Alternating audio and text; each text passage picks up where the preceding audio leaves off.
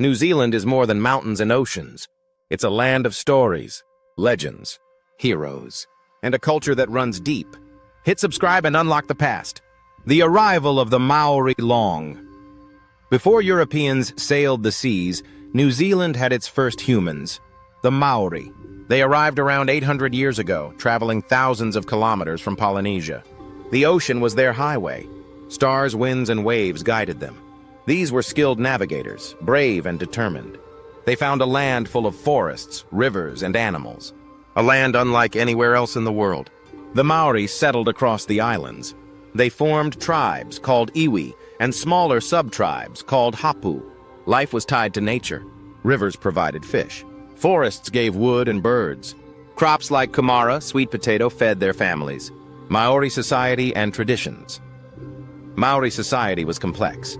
Each tribe had leaders called chiefs or rangatira. Laws, customs, and respect for ancestors shaped daily life. Art was everywhere. Intricate tattoos called tamoko told family stories and achievements. Carvings on waka, canoes, and marae meeting houses depicted legends. Songs and chants, waiata, preserved history. The Maori worldview was connected to the land. Every river, mountain, and forest had a story. They called this wakapapa, a genealogy linking people to ancestors and nature. Maori legends are magical and full of life. There's Maui, the demigod who fished up the North Island from the sea. The Taniwa, river monsters, lived in deep waters and protected or punished tribes. Stories explained natural events like volcanic eruptions, earthquakes, and strange creatures. These legends shaped culture. They taught lessons, warned of danger, and inspired respect for nature. Europeans arrived in the 1600s and 1700s. Dutch explorer Abel Tasman was the first to see New Zealand in 1642. The meeting with Maori was tense. Several sailors were killed. Over 130 years later, Captain James Cook mapped the islands. Cook's arrival in 1769 changed everything. Europeans brought new tools, guns, and crops. Trade started. Muskets and European goods spread through Maori society. The colonial era, by the early 1800s, European settlers began arriving in larger numbers. Missionaries, traders, and whalers established towns. The Maori population suffered from disease and land disputes. In 1840, the Treaty of Waitangi was signed. It was supposed to give Maori protection and equal rights, but interpretation differed. European settlers often took more land than intended. Conflicts followed. The New Zealand Wars erupted between Maori and settlers in the mid-1800s. Despite battles, Maori culture survived. Tribes adapted, learned new farming methods, and preserved their language and traditions.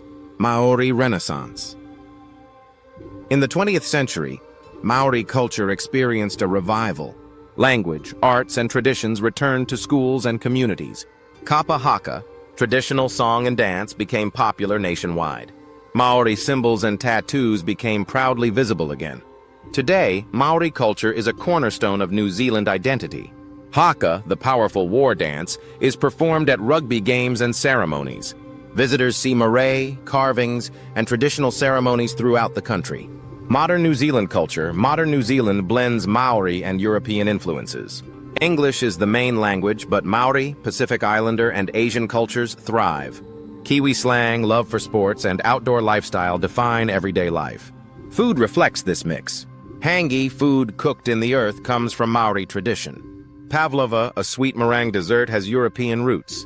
Art and music are central. Film industry is famous thanks to The Lord of the Rings. Music blends Maori instruments and modern styles. Connection to nature. New Zealanders call themselves Kiwis. They love the outdoors. Hiking, surfing, skiing, and kayaking are everyday adventures. Respect for nature comes from Maori traditions. Rivers, mountains, and forests are protected.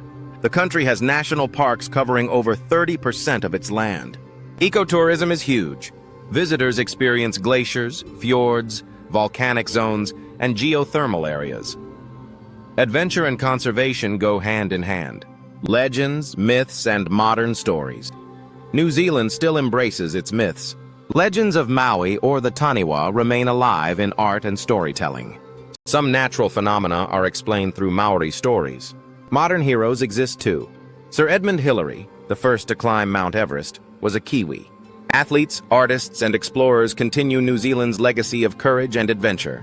Why New Zealand stands out? It's the mix of wild nature, rich history, and deep culture. Māori traditions coexist with modern life.